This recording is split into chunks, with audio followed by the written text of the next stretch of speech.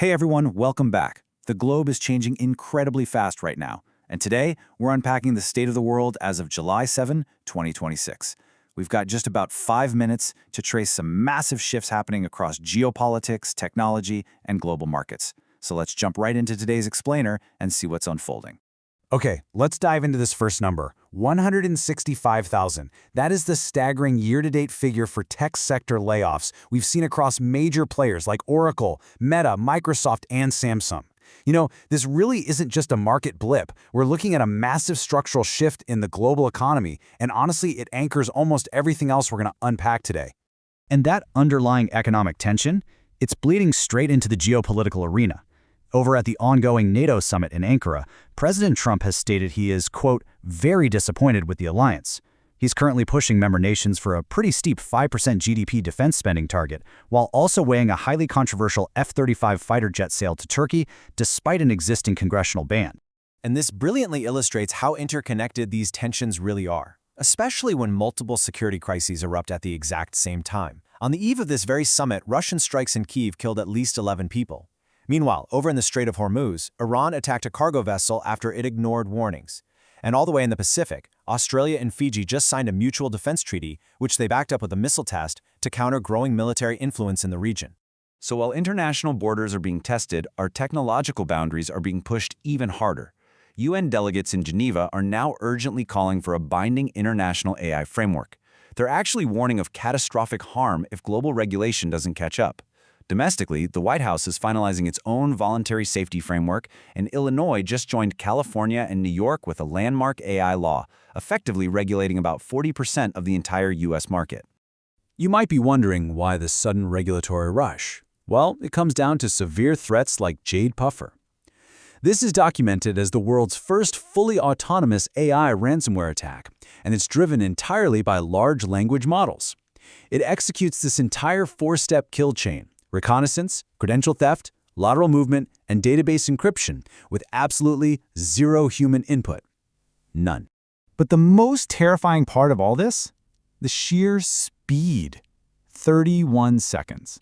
That is literally all it took for Jade Puffer to autonomously recognize a failed login attempt, self-correct on the fly, and chain together over 600 payloads. It's a really sobering realization of how rapidly AI can adapt in real time completely on its own. Naturally, this technological arms race is fueling an absolute heavyweight business battle. Anthropic has reportedly overtaken OpenAI in revenue, hitting a massive $47 billion annualized run rate compared to OpenAI's $30 billion. This surge is mostly being driven by heavy enterprise adoption, and Anthropic is pushing the envelope even further today by shifting their Fable 5 model to a usage credit billing system. But let's bring this all back to that massive 165,000 layoff figure we started with, because the human impact here is stark. AI restructuring was cited as a primary driver in 40% of May's job cuts. To put that in perspective, that's up from just 7% in January. Microsoft alone just cut 4,800 jobs and divested 4 Xbox studios, while simultaneously redirecting a colossal $190 billion toward AI infrastructure. Now, while tech completely reshapes the private sector, policy moves are dictating market stability behind the scenes. We're chalking several immediate deadlines right now. Northrop Grumman just secured a major NATO drone contract. The temporary Section 122 tariffs expire next week amidst a lot of legal uncertainty. Texas's new App Store Act, which requires parental consent for minors, just took effect. And the clock runs out this Friday on a major bipartisan housing bill. Switching gears a bit, our physical infrastructure is under just as much strain as our political systems. A record-breaking July 4th heat dome has literally buckled roads across multiple states and is suspected in at least 25 deaths in New Jersey alone. According to a World Weather Attribution analysis, this level of heat would have been virtually impossible without climate change, which correlates directly with the massive spike we're seeing in heat-related ER visits. Zooming out, there are 3 other unfolding global crises we need to touch on today. Clinical trials just began in the DRC for experimental drugs to combat a deadly new Ebola strain. Down in Venezuela, a forensic pathologist is publicly challenging the official earthquake death toll of 3,000, calling it a vast undercount. And legally, a grave new lawsuit is alleging that the U.S. government actually shared identifying data about Iranian asylum seekers directly with Tehran. All right, let's inject a little energy back into the mix and shift to the global cultural stage, because the World Cup round of 16 has been historic. The big headline, host nation USA, has been eliminated by Belgium. Interestingly, that match was preceded by President Trump calling FIFA regarding a player eligibility ruling. Meanwhile, Spain ended Portugal's run with a 90th-minute goal, which marks Cristiano Ronaldo's final World Cup match.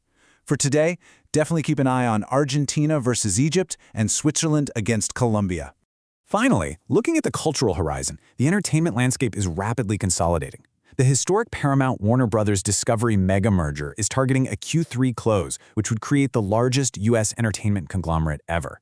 And in gaming, Sony just sent absolute ripples through the market by announcing that new PlayStation games will go entirely digital by 2028, a move that is really going to hurt physical retailers like GameStop.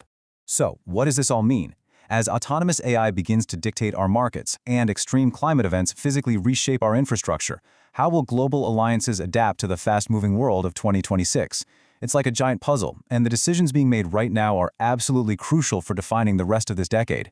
Keep questioning the world around you, and I'll see you in the next explainer.